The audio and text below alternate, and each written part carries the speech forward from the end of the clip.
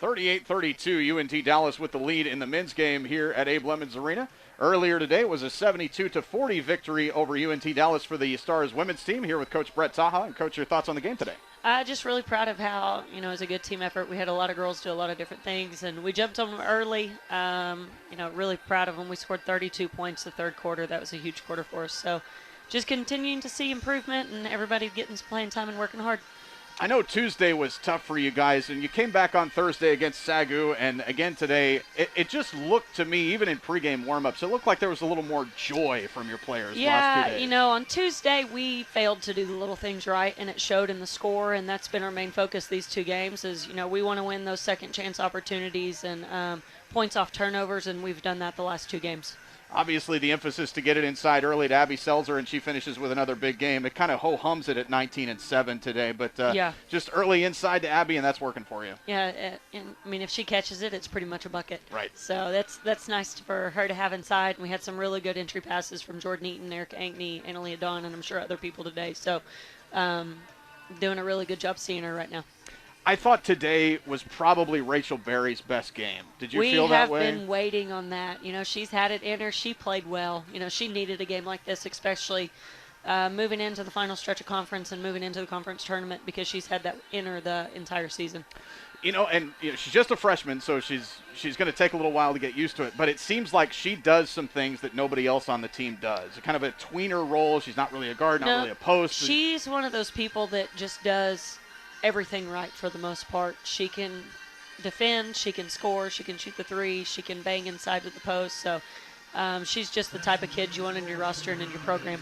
She does everything right, and she tries to do everything right. So just a good, solid player. How big is it for you to get players like Rachel and like Elaine Witt, who are freshmen, who've got a long time to go in front of them? How big is it to get them involved and kind of get them used to play before you're counting on them to play big minutes? Oh, it's huge. And they have some really good seniors to learn from this year, so it's only going to help them moving forward. And you never know. We may need them in a big-time moment this year, so I'm glad they're getting the experience now.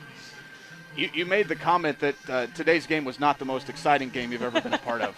But how do you keep the girls engaged when the game does play out that way? At halftime, I challenged us on the offensive end. I told them we held a college team to 12 points in one half. Anytime you can do that, hats off. And we worked our butt off the entire game defensively.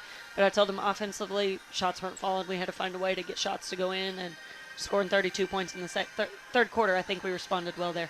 Yeah, only 30 points in the first half and then 32 in the third quarter. And also the 40 points total is the season low that you guys have given up this year. So a good defensive effort all the way around. I was really proud of us. One of our big focuses was understanding personnel on them and knowing how to guard them, and I felt like we did a really good job from the top to the bottom. How do you feel like Erica's been playing recently? Shooting the ball, not so great, but other aspects for Erica. Erica finds ways to bring energy and effort into the game and get her teammates involved even when the ball's not going in the hole, and I firmly believe the shot's going to start falling for her. Starting to see the shot fall a little bit more consistently for Fiona now. Absolutely. That's great to see. It's good to see her get some things to go in, so I'm excited to see us moving forward into our road trip at Wayland Panhandle next week and into the rest of the conference and into the conference tournament. Not that there's ever a great time for this, but what a great time to have your Texas road trip coming up next week after you've just played basically 4 straight games in a row. Yeah. So, obviously Wayland's a real tough one, but look forward to your upcoming week. And how do you get some rest built in there too? I gave them tomorrow off, well-deserved rest, and Monday, Tuesday, Wednesday, then we'll be back at it Thursday. So we're excited to keep moving forward and keep progressing. All right, thanks a lot. 72-40, the final score. OCU gets the win over UNT Dallas. 38-32, the halftime score of the men's game. We'll look at the stats for that one in a moment, OCUsports.com.